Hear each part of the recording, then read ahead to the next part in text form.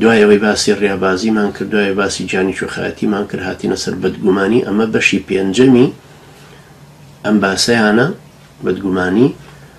خی پەروەردگار یارمەتیدەری ئێمەش و ئێوەش بێ بتوانین لە خۆمانە تەطبیقی بکەین. ئەمە وەکو بیرخستنەوەیەکی خۆمە پێشەوە بیرخستنەوەی ئێوە بێ، چونکە بە مانگ و ساڵ من خۆمم بیرخستۆتەوە لەسەری. هیوادارم خی گەورە یارمەتیدەرمان بێ لە منیشانە بێ بە سیما و سیفەت و هەروەها لە ئێوەی بەڕێزیش.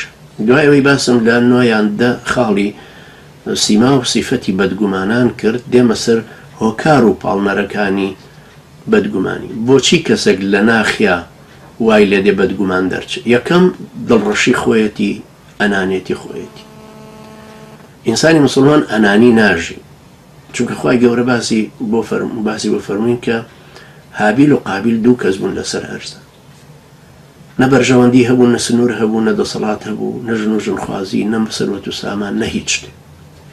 یەکیان کە ئەنانی بوو ئەوی تریانی کوشت. لەبەر چی کوشتی؟ هەر لەبەرەوەی ئەویان خی گەورە قوربانەکەی لێ قبول کردو، ئەمیتریان لێ قبول نەکرد. لەبەرەوە جاری وهەیە بەدگومانێک بەرامبەر تۆ کە بەدگومانە، لەبەرەوە نییە تۆ خراپی، ئەو خۆی لاسەنگە، ئەو خۆی خراپ پەروەردە بوو. ئەبێ ئێمەش نەهێڵین خۆمان وامان لێوێ.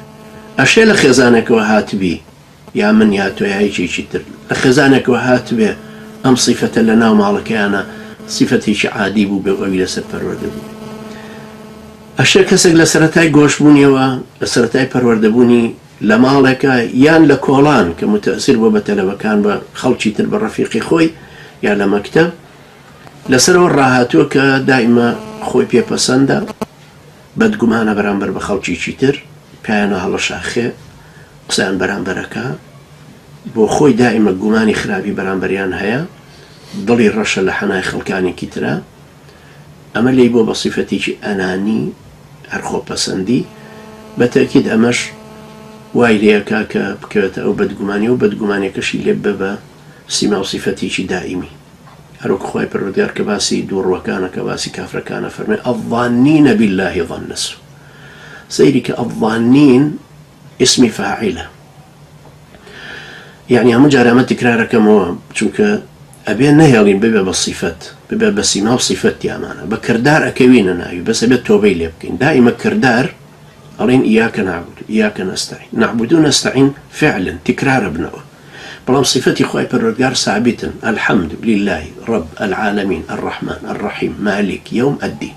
ئەمانە هەمووی صفەتی ثابتی خی پەروەردگار، قابل ئەوە نین تکرار ببنەوە. فعل خۆی بریتێ لە چی؟ الحدث والتکرار، ڕووداوێکە و دووپاتە بێت. بەڵام ئیسم بەردەوامبوونێکی سیما و سیفەتەکەیەکە پێوەیەتی. تۆڵێ ئەو دیوارە بەرزە، دیوارەکە نەزم نابێتەوە بەرز بێتەوە، بەڵام ڕێ ئەو دانیشتووە ئەشێ هەڵەسێتە سەر پێ.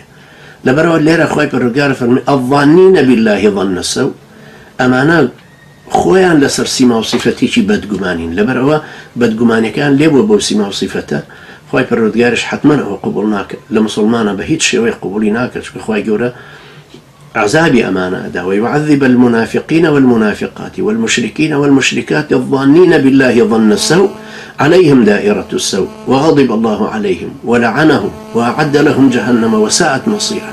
تصير أمهم هالرشيك بدوئيك هاتون عليهم دائرة السوء وغضب الله عليهم ولعنهم وأعد لهم جهنم وساءت مصيرا.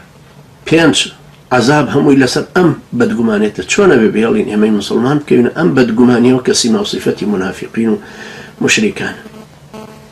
هەروەها خی گەورە فەرمێ لە بەرامبەر بەو دڵ نەخۆشەکان، بەزیوەکان، دووڕووەکان، کافرەکان، فەرمێ بەل ظننتم أن لن ينقلب الرسول والمؤمنون إلى أهلهم أبدا وزين ذلك في قلوبكم وظننتم ظن السوء وكنتم قوما بورا.